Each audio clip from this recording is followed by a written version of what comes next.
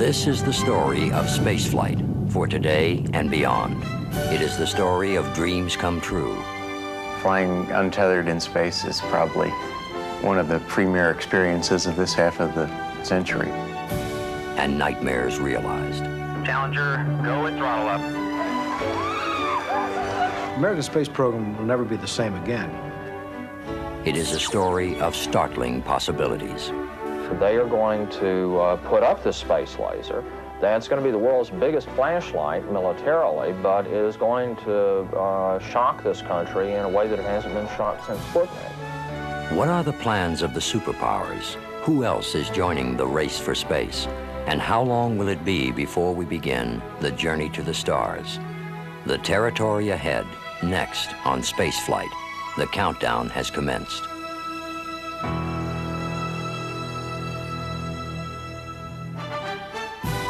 Spaceflight is made possible by the DuPont Company, maker of better things for better living, the Corporation for Public Broadcasting, and this and other public television stations nationwide.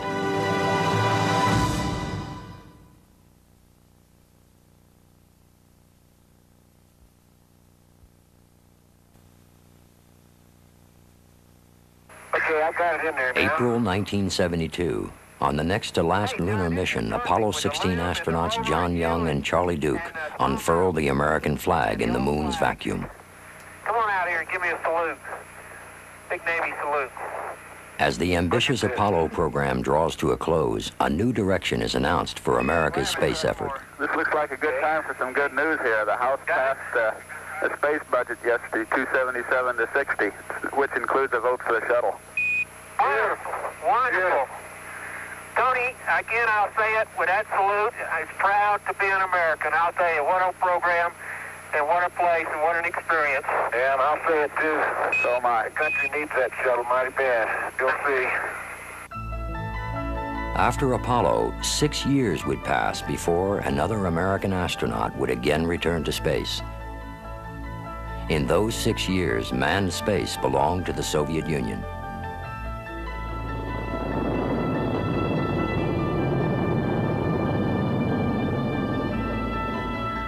Though less spectacular than America's moon landings, the ongoing Soviet program has produced invaluable experiences in living and working in space. Today, Soviet cosmonauts have nearly tripled the amount of time America's astronauts have spent in orbit. Soviet space observer James Oberg. The last several years have been a remarkable level of maturity, boldness, and even ingenuity shown in their manned operations in orbit with the Salyut 7 space station, which was launched about 1982.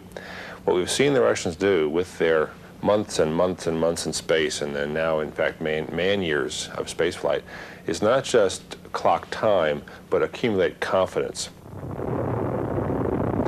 On the Salyut 7, there were breakdowns, as there are on any kind of spacecraft, but the Soviets, uncharacteristically for them, didn't just cancel missions or launch new vehicles, but they undertook some very bold repair missions. Those are the kinds of things that we used to think were American specialties.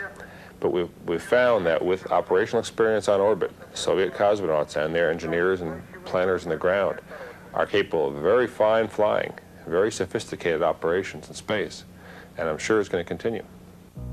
The Salyut was the Soviet Union's second generation of space stations. What made them different was the addition of a second docking port. Crews dock on one end of the station while mission supplies, food, fuel, and other materials are automatically ferried into space aboard an unmanned spacecraft called Progress. This engineering achievement has allowed the Soviet Union an almost continuous presence in space. Raoul Segdeev, director of the Soviet Space Research Institute. Manned versus unmanned mode of space activity is a very delicate problem, and to find a balance is a very delicate issue. But if you would send Progress in unmanned mode, you could deliver several tons of equipment on board. If you would send a crew, then you will have only very small place for additional equipment. So arguing in this way, we decided that the proper balance would be to have both types of approaches. The Soviets' only serious setback in recent years occurred in September of 1983. During the final seconds of countdown, the rocket supposed to launch the Soyuz crew into orbit caught fire and exploded. The crew ejected and survived, though no report has been made public of the extent of their injuries. Marcia Smith. If you step back from the programs and look at them historically rather than in today's setting, I think that you would notice that there seems to be a race, as the race between the tortoise and the hare. The United States tends to do things in fits and starts. We had Mercury and Gemini and Apollo, and then we stopped flying people for 6 years, and then we came on board with a shuttle. The Soviet Union has relied on older technology, but they do get things done eventually. And so with their long-term commitment to space, they've been able to have this logical progression of space programs.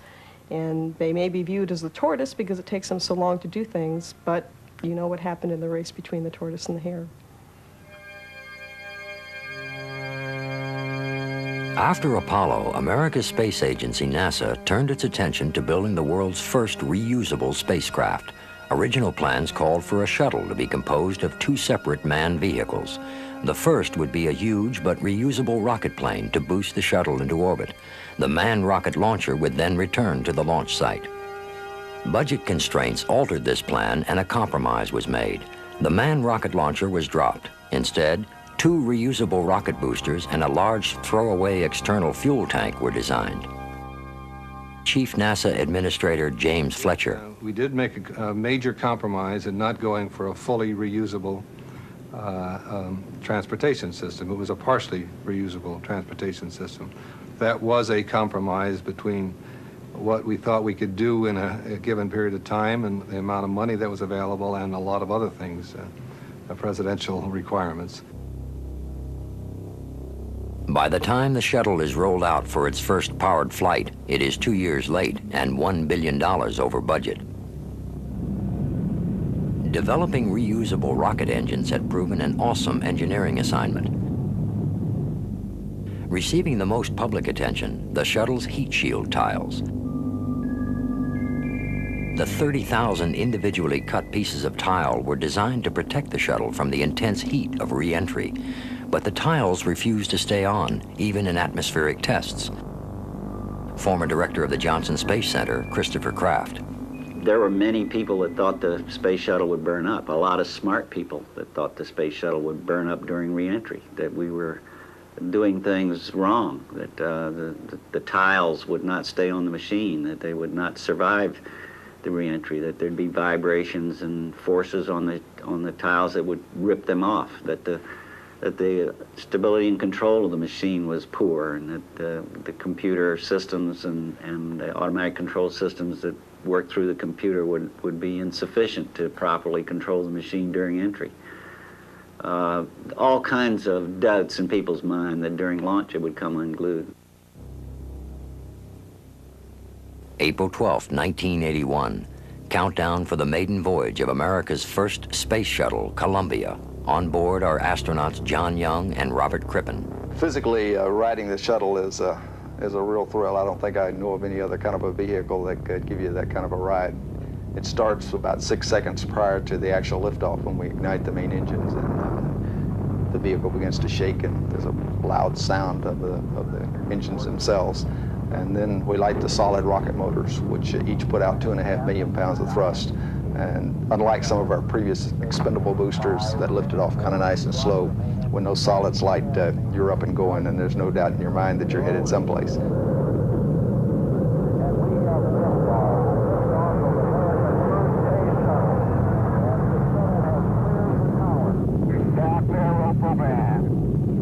Roger, roll.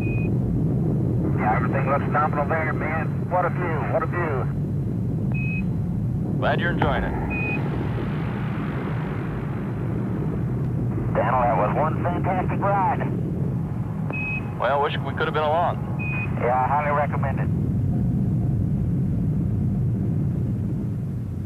Successful in reaching orbit, Crippen and Young inspect their craft.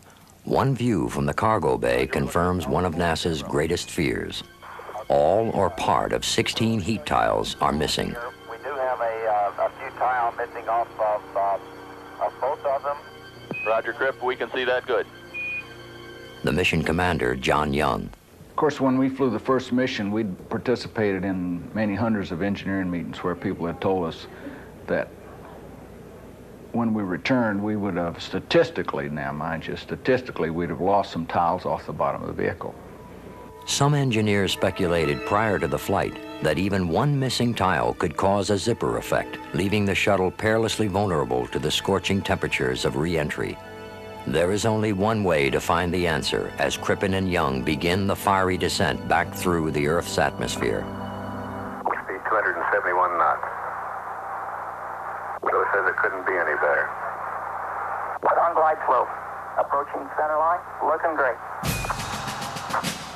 30, 20, 10, 5, 4, 3, 2, 1, down. It's a very complex process to put on 30,000 tiles on a vehicle. Very labor intensive, and you can hardly believe the variety of people that worked on that vehicle. It takes about that much paper to put on one single tile, and they did it just right. NASA has staked its future on the shuttle. It hoped that this reusable glider would make access to space routine and relatively inexpensive. Like a freight company, NASA would pay its own way by lifting commercial satellites into space. America's first woman in space, Sally Ride. The satellite deployments that we had on STS-7, my first flight, went very smoothly. From the moment that we powered up the satellites and started the deployment process to the time that the satellites made it to geosynchronous orbit, there were virtually no problems. Beautiful. In 1983, 2 shuttle launch satellites went astray due to booster failures. The problems that they saw on those satellites had nothing to do with the space shuttle. Unfortunately, the shuttle goes to a low Earth orbit.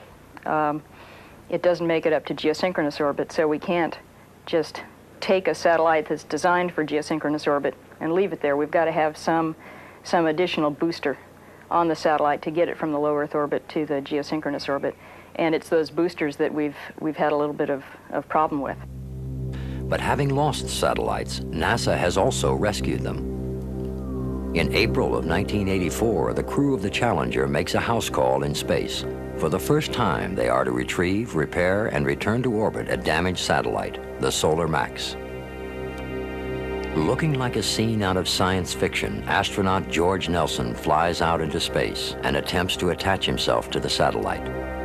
Flying untethered in space is probably one of the premier experiences of this half of the century, I think.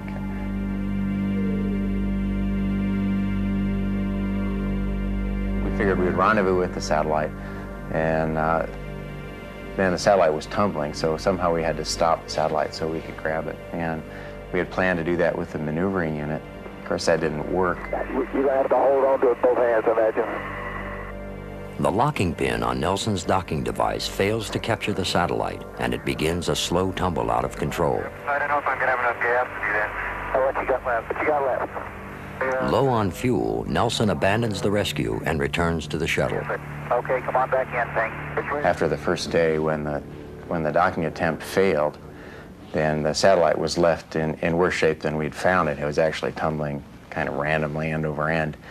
And people on the ground performed really a minor miracle to stabilize the satellite. I mean, they stopped it with about 15 minutes of life left on the batteries in it, and they were lucky enough when they stopped it that it was pointing at the sun so that its batteries could be recharged. Challenger Houston standing by through Yargety. Okay, we've got it, and we're in the process of putting it in the orbit. Outstanding. The crew of the Challenger uses the shuttle's manipulator arm to capture the satellite. For almost a full working day, astronauts perform the first repair of a satellite. This impressive achievement was surpassed in November of 1984 with the rescue of 2 satellites lost to wild orbits a year earlier. The 2 errant satellites are hauled, literally by hand, into the shuttle's cargo bay. Although the satellites are virtually weightless, they are dangerous objects to handle as they are full of highly toxic fuel. Okay, I got my little grubby hands on it. Now you just kind of let me take it where I want it, okay? Yeah. Secured in the cargo bay, they are returned to Earth for repair and resale, a major demonstration of the shuttle's ability to work in space. By 1985, there seemed little the shuttle could not do. The experiments are working out very well. We're very pleased with the results we're seeing. And So commonplace were the flights that U.S. congressmen could be found riding aboard, justified as part of their congressional oversight responsibilities. President Reagan announced that the first civilian to go into space would be a teacher. I've made 9 wonderful friends over the last 2 weeks. And when that shuttle goes, they might be one body. But there's going to be 10 souls that I'm taking with me. Thank you. That's great. For the public, the flights of the space shuttle had become routine events. But for NASA, the pressures of meeting ever more ambitious schedules were causing enormous strains on people and machines. Lawrence Malloy. Systems. So there were some 800 items on the space shuttle vehicle which did not have redundancy. Those were classified then as criticality 1, meaning that the failure of any one of those systems, a single failure, would be catastrophic. One critical problem unknown even to the astronauts concerned the 2 solid rocket boosters. New York Times science journalist John Noble Wilford. You have these 2 booster rockets, one on either side of the fuel tank, that provide the primary thrust for the shuttle during the first 2 minutes of ascent. And these are solid fuel rockets, and they come in segments. The segments are stacked, and at the attach joints, you have a ring made of synthetic rubber that seals those joints. And what you have, of course, there are a lot of dynamic pressures at launching, and the pressure sort of stretches and twists. Before the shuttle ever flew, test firing showed that the joints of the booster's 4 major sections were opening instead of tightening as designed. This problem was not corrected. It would fall on 2 thin rubber O-rings circling each joint to keep 5,000-degree flames from escaping out of the side of the rocket. As early as the second shuttle flight in November 1981, engineers had found serious scorching of a primary O-ring. And some of the people from headquarters, after they heard about this, went down to Marshall Space Flight Center in Huntsville for further meetings to try to find out, well, and I don't know that the full story has been told on why the decisions were made that were made, but in effect, the problem was swept under the rug. Yes, what happened in January of 1985, we experienced hot gas blow-by, the most severe that we'd ever seen up to that point. And in removing the seals from the joints in June of 1985. One man trying to bring attention to the problem was Roger Beaujolais, then a technical troubleshooter for Morton Thiokol, maker of the solid rockets. Should the occurrence that happened on that second flight ever occur in a field joint, we would stand in jeopardy of losing a flight along with the vehicle and all the pad facilities, because at that time we thought it was an event that would occur right on the pad before it even cleared the tower. In July 1985, Beaujolais would write this memo warning of a catastrophe of the highest order, loss of human life. Plans began to redesign the faulty joint, but the shuttle continued to fly despite increasing warnings of scorching. January 28, 1986, and the 25th mission of the space shuttle. Commander Dick Scobie, followed by Mission Specialist Judy Resnick, Ron McNair, and pilot Mike Smith, followed by Krista McCullough, Feature in Space, Ellison Onizuka, and Payload Specialist Greg Jarvis. Big smiles today, confidently getting into the van. It's rather clear to me that the message had gotten through the ranks that the boss, that the administrator, the White House, the Congress expected NASA to be able to live up to what it said it could do, which is launch this thing on schedule and frequently. The Challenger crew of 7 includes America's first civilian, schoolteacher Krista McCullough. McCullough's presence brings special interest to a flight already plagued by numerous launch delays. This was an event. By putting Krista McCullough on the flight, it was not just another routine flight. It was a nationwide, indeed an international event with lots of things scheduled to focus on it. And so, sure, there were layer upon layer upon layer of pressures that said, let's go. But on the eve of the flight, freezing temperatures and high winds had again raised concerns about the solid rockets. Engineers worried that the bitter cold would make the rubber O-rings brittle and incapable of sealing the faulty rocket joints. As the crew boards the Challenger, they are unaware of the debate that has taken place the night before between NASA and Morton Thiokol. We had heard during the day that the overnight predicted temperature was going to be 18 degrees, so we spent considerable period in meetings with our management, engineering management, to convince them that we ought not to launch in those conditions. I took some photographs that showed the condition of the joint that had leaked in January of 1985, which was the most previous coldest launch up to that time, and it clearly showed in the photographs that the black soot was much, much worse than the soot blow-by that occurred at a room temperature launch, which was an issue of discussion that night. The managers would have no part of that discussion, and actually I got looks as if to say, don't bother me with the facts. It was subsequent to that that the general manager asked the vice president of engineering to take off his engineering hat and put on his management hat. And to that they took a poll, and all the 4 managers voted to launch without any restrictions whatsoever in temperature. 27. Lawrence Malloy of NASA had argued that the available data had shown no conclusive evidence that the shuttle could not fly. He would accept the contractor's recommendation to launch. And in driving away from the Cape that night, it was just another late night, going till 11 o'clock, which was not at all unusual in the system. In thinking back, in hindsight, about the whole evolution of this problem, I think that the error was in continuing to accept a design that was not behaving like it was intended to.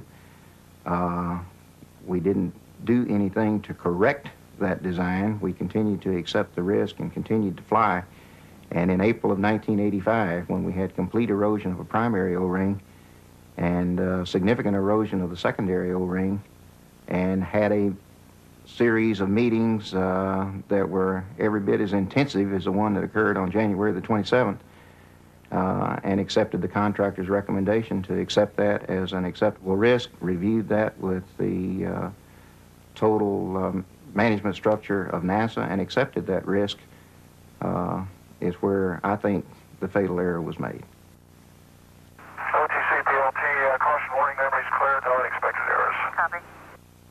T-minus 30 seconds, and we've had a go for auto sequence start. The SRB hydraulic power units have started. With schoolteacher Krista McCullough on board, many of the nation's children are watching the event on television. Soon, the exhilaration of the shuttle launch will turn to horror. T-minus 10, 9, 8, 7, 6. We have main engine start. 4, 3, 2, 2, 1.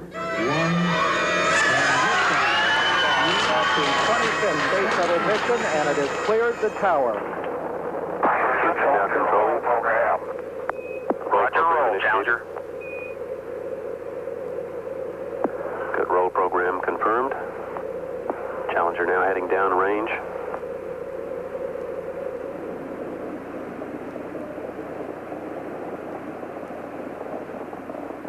Engines beginning throttling down now.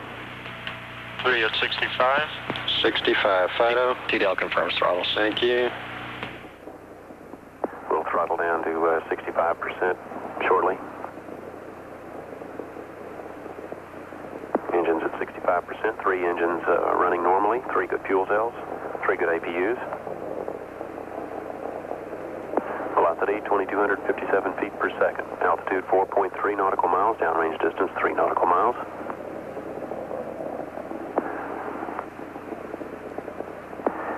Throttling up, 3 engines now at 104%. Challenger, go with throttle up. Challenger, go with throttle up.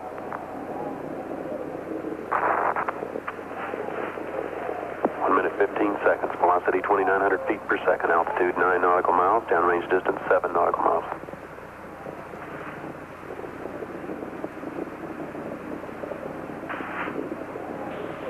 Go ahead. Flight GC, we've had negative contact, lost downlink. Okay, all operators, watch your data carefully. Flight controllers here looking very carefully at the situation. Obviously a major malfunction. We have no downlink.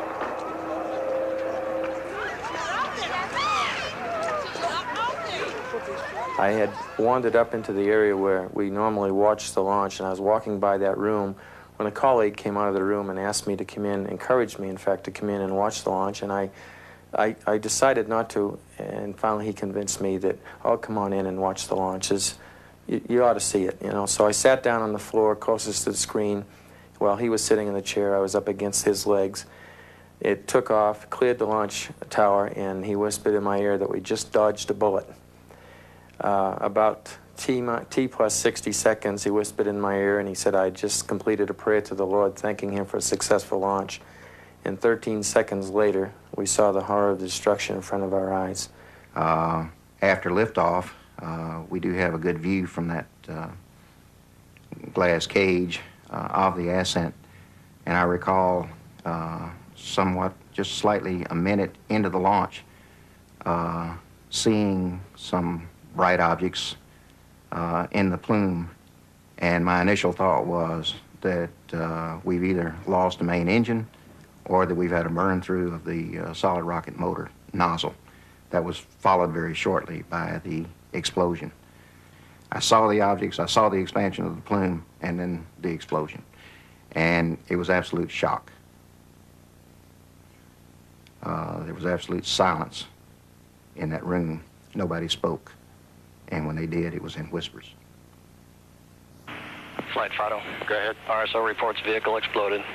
It is believed that the crew members survived the initial explosion. Copy. Fido, can we get any reports from recovery forces? Stand by. At least 3 emergency breathing packs were activated. Whether conscious or not, all 7 died some 2.5 minutes later when their capsule compartment hit the Atlantic Ocean, like this shuttle debris, at a speed of over 200 miles an hour. The immediate question following the accident was, how had it happened? A presidential commission was formed to find the answer. The process as it worked in this case was clearly flawed.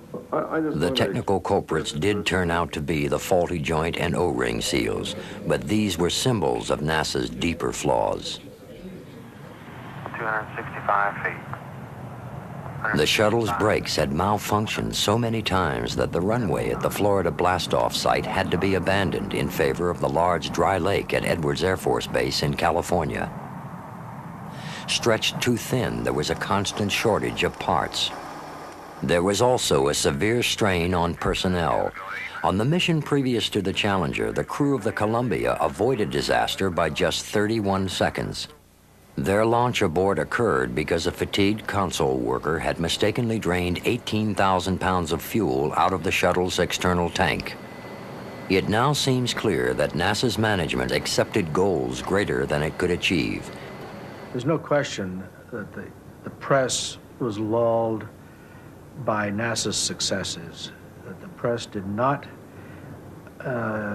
dig as hard and as deep as it should have into the various issues concerning the space shuttle. Astronaut George Nelson scheduled to fly aboard the shuttle's first post-accident flight. Yes, we needed to know that data, and we didn't, and that was made us all a bit angry, I think. And we have been working very hard with the system to try and ensure that that never happens again, that if there is a problem, it will be identified as the problem with the O-rings in the solid rockets was, but that information, after it's identified, is passed along to everyone who needs to know so the problem can be worked in the proper way. And I'm pretty satisfied right now that the system we have in place will will do that. James Fletcher now has the responsibility of putting back together the pieces of America's shattered space program. Morale is low. The papers are not treated as well. Some of them made us look like a bunch of idiots, and there were mistakes made, but we're not a bunch of idiots. We're competent people. I don't want to say super people, which we sometimes get credit for. Not now, but we used to. We're just ordinary people trying to do a job, but the only reason we're successful is because we worked together in the past. We have worked together as a team, and each player knew what the other fellow was supposed to do and trusted him, and that team atmosphere is not quite back yet, but is getting there. Fletcher hopes to have the shuttle program flying again in early 1988, but there are allegations that NASA is charging ahead too quickly. In the rush to fly, is NASA making the same dangerous mistakes? I think that, in all honesty, unless a total ethical change is made at the upper echelons of both government agencies and contractor agencies, something similar will happen again, because the contract pressure, the schedule pressure, and the cost pressure will drive people right into the same spot. And unfortunately, the astronauts will pay very dearly, the ultimate being their lives. Whenever you're ready, Bobby. Okay, why don't we all gather over at this? Well, much more than 7 human lives and a very expensive piece of hardware were lost. What was lost was an impression of something that we could be proud of, that the space program was what the United States did well, did right, was a symbol of national accomplishment, national pride. And the accident and then the investigations following the accident have demonstrated a large degree of illusion to that symbol. I think our confidence in the space program, in NASA as an organization to carry it out, in space as an activity to use to identify what's good and positive and right about American society, all of that has been very badly shaken and will take quite some time to restore and reconstitute that sense of pride. To those they left behind, the mothers, the fathers, the husbands and wives, brothers and sisters, yes, and especially the children. All of America stands beside you in your time of sorrow.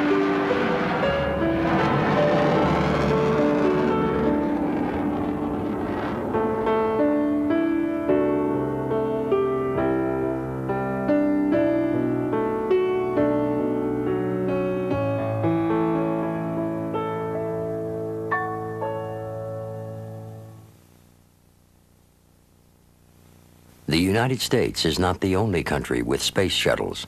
The Soviet Union is reported to be building its own reusable space vehicle. The Soviet shuttle, according to the U.S. Pentagon, is in development, and in addition to a full-scale shuttle the size of ours, the Soviets are also developing a smaller version called a space plane. The big shuttle, what we call the Soviet shuttle, has not been flight tested to the best of our knowledge. The smaller space plane, there have been 4 flights of this, but the most recent was back in 1984, so we don't know any more about the status of that program. The U.S. Air Force has on the drawing board its own advanced aerospace plane, a craft capable of carrying a 20,000-pound payload directly into space from a conventional runway. Space, for the modern military strategist, is the new battlefield.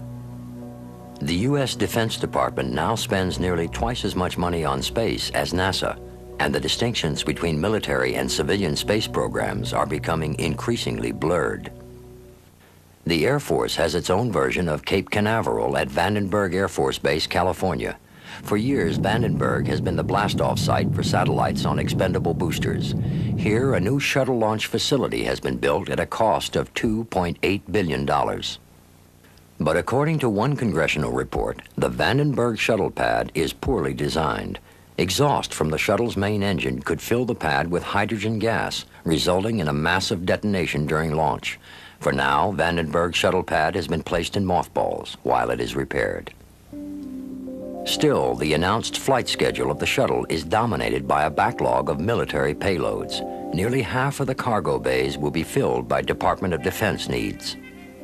The next generation of American spy satellites, codenamed Keyhole 12, is so large it can only be launched in the shuttle's cargo bay. There is wide speculation that this reconnaissance requirement is a major driving force in getting the shuttle flying quickly again. Just how much detail and information can be spotted from space is a secret, but it is known that America's spy satellites possess an extraordinary capability. John Pike of the Federation of American Scientists. If you were sitting out in the backyard having a picnic, the satellites could certainly count how many people were at the picnic. They could certainly count how many places were set at the table. They could count all the plates. And they could probably tell whether you were having watermelon or cantaloupe for dessert. The more commanders rely on satellites, the more tempting they become as targets. America realized this and developed the first anti-satellite weapon, or ASAT, in the 1960s. It used a nuclear warhead, which was so effective as to be totally indiscriminate, destroying both enemy and friendly satellites. The Soviets responded by creating their own ASAT. Besides ground-based efforts, the Soviets have developed and tested a killer satellite. When in close range, it explodes like a space-age grenade.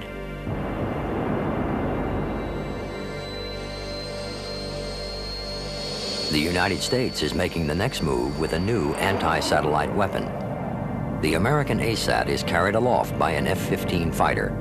It's about the size of a basic air-to-air rocket, but contains extraordinarily precise heat sensors to track its target.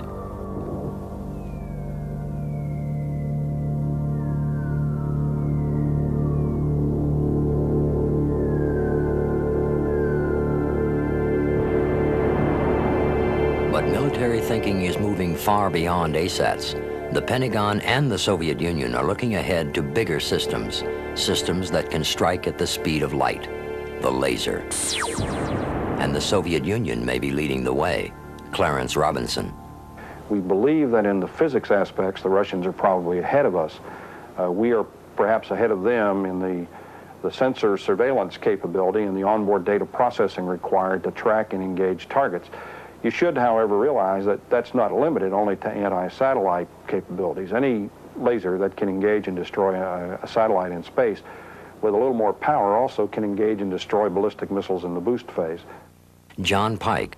I think one of my very real concerns is that in the absence of some kind of political deal with the Soviets that would encourage some restraint on their part in this field, that they are going to put up this space laser. That's going to be the world's biggest flashlight militarily, but is going to shock this country in a way that it hasn't been shocked since Sputnik. Perhaps mindful of Sputnik, America's military planners are developing a major new defense program, the Strategic Defense Initiative. Over the next 5 years, an estimated $20 to $25 billion are to be spent in research alone on what has been called Star Wars technology. Lasers, particle beams, rocket boosters, new spacecraft, and more. Its director, Air Force General James Abramson. Right now, this president and the president before him and all the presidents before them have no option. If there is one ballistic missile that comes in, his choice is to let it destroy an American city, let it wipe out a military capability, and just do nothing, and by doing nothing, encourage an additional strike, or to start a counterstrike, perhaps to start the end of the world. A man who believes he's at least in part responsible for Reagan's Star Wars thinking is former Defense Intelligence Director Daniel Graham. Well, it is my contention, and it is the contention of most of the intelligence community, that if the United States just sits back and does nothing, within 10 years, the Soviets will seize military control of cislunar space, that is, the space between here and the moon. And if they do that, then it really won't make much difference how many divisions or ships or planes we have down on Earth, because that is, in fact, the high ground of military capability now, space. Graham's proposal is built around changing America's 20-year nuclear strategy of mutual assured destruction, or MAD. The mad doctrine is based on the assumption that if both superpowers have the capability to annihilate the other, neither will act. Graham proposes building a three-tiered defense space system. The first two layers are made up of orbiting armed satellites. They would seek out enemy missiles in their launching and coasting sequences. The third tier would be a ground-based buckshot-like arrangement protecting American missile silos. This scenario disturbs retired Colonel Robert Bowman. As an Air Force officer in the 70s, he was responsible for the development of space weapons. Today, he is one of their most outspoken critics. If you take a look at what they actually propose, each of the proposals has several layers, the last of which is always a point defense against our missile silos. The first layers, space-based layers, are so leaky, so many missiles would get through, that we always have to have that point defense around the missile silos. So it becomes obvious that what they're talking about when they say assured survival is assured survival of silos, not people. And what is the point of protecting missile silos? It's so they can exercise MAD. Others criticize space defense because it ignores nuclear delivery modes other than spaceborne warheads, from a terrorist act to submarines to cruise missiles. Fine, because nobody is going to try to first strike the United States with that kind of system.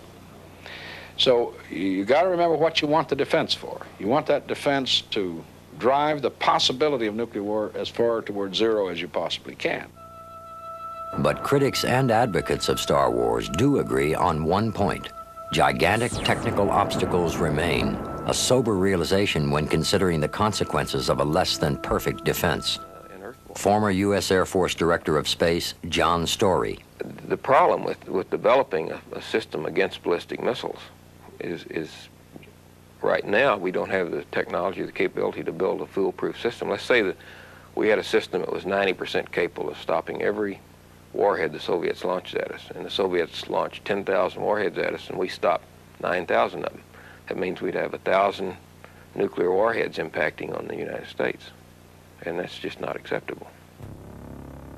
Space technology has helped forge a world where we are all in some way held hostage. Can this same technology offer hope for the future, or is the idea of space defense science fiction fantasy? Croft Erica, who died in 1984, held a special perspective on weapons in space. As a young German engineer in World War II, he helped build the world's first space weapon, a guided missile called the V-2. I remember the time after World War II where there was no doubt in anybody's mind that the ultimate weapon is a nuclear bomb. There can't be anything beyond this. Now we are talking about something to forestall the nuclear bomb. New weapons, laser weapons, in space, in Earth orbit. Now, anybody who believes that we stay with these weapons in Earth orbit is naive. Of course, there will be weapons in higher orbits that will attack those in Earth orbit, near Earth orbit. And then very quickly we'll be on the moon, because that's a very nice base from which to supply these things. It's a nice battleship. But what we have to consider is that the only end to this enormous weapons race is in the heads of people, not in a technological advance. Another perspective on weapons in space from someone who has been there. Former Apollo astronaut Rusty Schreichert. Are we mature enough to understand that we've got to go beyond that this planet is the home of all life and that we are all one life?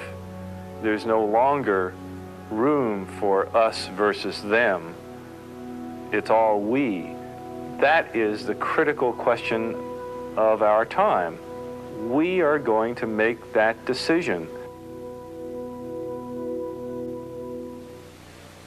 There's another battlefront developing in space, and this one has nothing to do with weapons. It's space for high finance and profit. No longer is space the province of just the two superpowers. Japan, India, and China are now aggressively entering the space transportation business. China is even hinting of its first manned launch. In Europe, 13 countries have joined together to create a common market of space. the European Space Agency.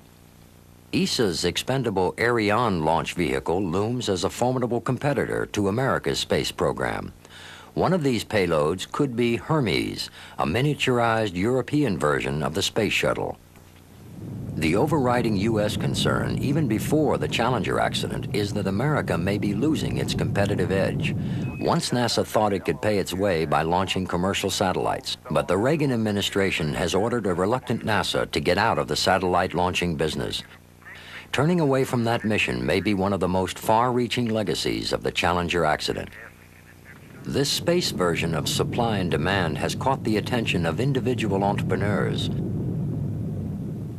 Deke Slayton was one of the original 7 Mercury astronauts. Now he's heading up a new space effort. Yeah, we're trying to put together a little commercial space program. We have the vehicle that is pioneering the future of American private enterprise in space. And we're now trying to put together an orbital system. Our objective is to put small payloads around 500 pounds into a low Earth orbit. And so we're designing a booster system to do that. We're designing payloads to go with it, and sensors and ground stations, and negotiating for launch sites and all of the things necessary to put a program together, and we hope better, more efficiently and cheaper. Slayton's commercial group has added an unusual service to its list of potential payloads, a burial in space. For a fee, Slayton's company will scatter your ashes amidst the Van Allen radiation belt to circle the Earth a minimum of 63 million years.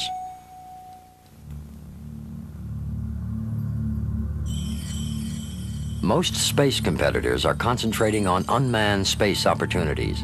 NASA, struggling to get its shuttle program flying again, continues to place emphasis on its manned program. The next major goal, a permanent space station.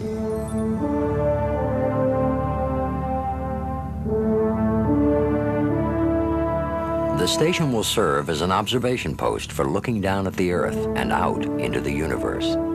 It can function as a repair shop and launching site for satellites and interplanetary probes. Some 30 shuttle missions would be required to assemble the space station. If NASA's vision is correct, the space station will become a doorway to the universe. It is a vision of the future which is also shared by the Soviet Union with its new orbiting space station Mir. The Mir space station really is quite a dramatic improvement in the versatility that the Soviets will have in conducting scientific research in space. The major difference with Mir is that it has 6 docking ports instead of 2. And what this means is that they can have a crew on board, and their spaceship would occupy one of the ports, and they have 5 more to which they can bring up cargo craft or specially designed scientific modules. They can do all of these things with a great deal of versatility now that they have Mir. The kinds of activity they're doing now, such as the space station and some other booster development they're doing, and some interplanetary unmanned probes, while they have their own immediate justifications and they're worth doing for their own reasons, they are the building blocks. They are laying the foundation for, at some point toward the end of the century, being able to say, well, now we know enough. Now we have the hardware, and we're confident in it, that we could send cosmonauts out to Mars. But other futurists are looking back to the moon. If the Apollo astronauts were prospectors, then the next visitors will return as miners, and they will excavate the moon for its resources. Here are the materials to build our solar-powered stations, starships, and space colonies of the future. Futurist Jerry O'Neill. A space colony will be a large rotating sphere, about a mile in circumference, slowly rotating to make Earth normal gravity for the people living on the inside. Space colonies can be located anywhere in the solar system, and if you calculate out how much material there is, how much energy there is to drive them, there's room there for expansion for the human race for thousands of years. Yet in the near future, it will probably be machines, not humans, that will explore our solar system. The first interplanetary probe was launched a quarter of a century ago. Since then, we have seen the first glimpses of our planetary neighbors. These extraordinary pictures are from the surface of Mars, taken by the Viking 2 lander. The Voyager project remains NASA's brightest star, with its successful close encounters with Jupiter, Saturn, and Uranus. Still ahead for Voyager 2 is what promises to be a spectacular flyby of Neptune in August 1989. Pioneer 10, launched more than a decade ago, has now left our solar system on an infinite journey through the stars. Even more dramatic discoveries are expected by NASA's Space Telescope. When launched into orbit free from Earth's atmosphere, the Space Telescope is expected to see close to the edge of the universe, some 14 billion light years away. Peering so far into the distance is like looking back in time. The Space Telescope may see the birth of galaxies billions of years ago. In doing so, we may answer questions about the nature and fate of the universe itself. But in the wake of the Challenger accident, unmanned exploration of space has suffered. Schedules have been disrupted, missions cut back. Gentry Lee, head of Project Galileo. Planetary science is in real trouble. After a decade of no major launches, we had planned to launch Galileo and Ulysses in '86 and Magellan in '87. That would have given us a look at Jupiter and its moons, look at Venus from a radar mapping point of view of the whole planet. And now these will not occur. Just when these missions will be launched is not certain, because we must wait until the shuttle is ready to fly again. Essentially, we have to wait in line until the Defense Department and other major missions are done, and then the shuttle is flying on a routine basis. This means it'll have been 12 or 14 years since we had any major planetary missions. Now, while all this is going on, across the ocean in the Soviet Union is a very deliberate, slow, but well-paced program to investigate Mars now. They did Venus first, now they're going on to Mars. 2 years from now, we hope to launch unmanned mission toward Mars. Then we would get an orbiting station around Mars, automatic station, and it would be the first recovery of man-made object in the vicinity of Mars after extremely successful Viking project. And we would try to do a kind of post-Viking type of science around Mars. We began the process, and now as the Europeans, the Russians, and the Japanese begin exploring the planets, it looks as if there may well be a case could be made that we will perhaps become the Portugal of the 21st century.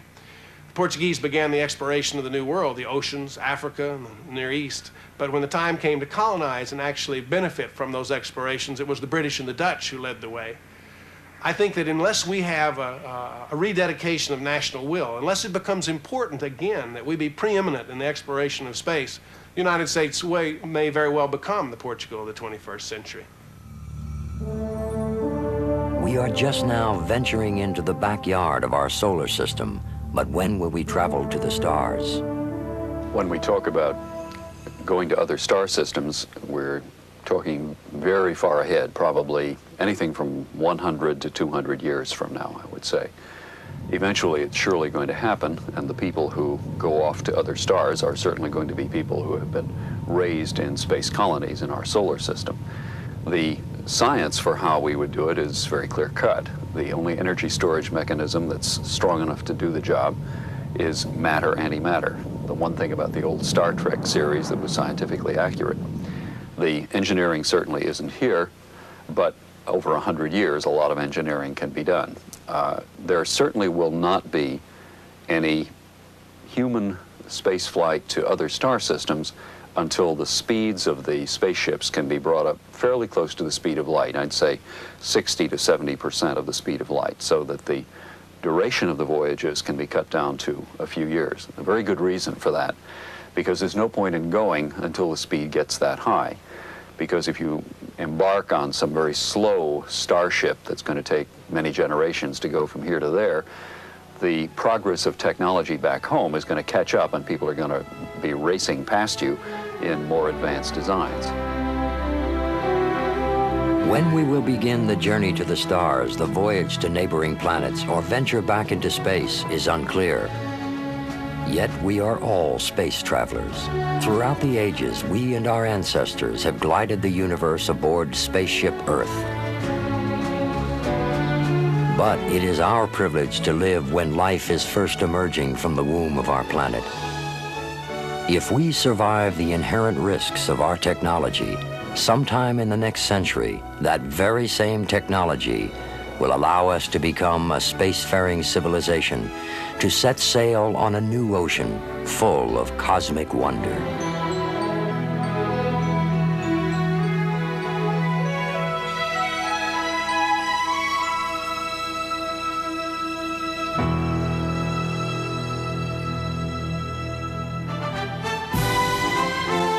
Spaceflight was made possible by the DuPont Company, maker of better things for better living, by the Corporation for Public Broadcasting, and by this and other public television stations nationwide.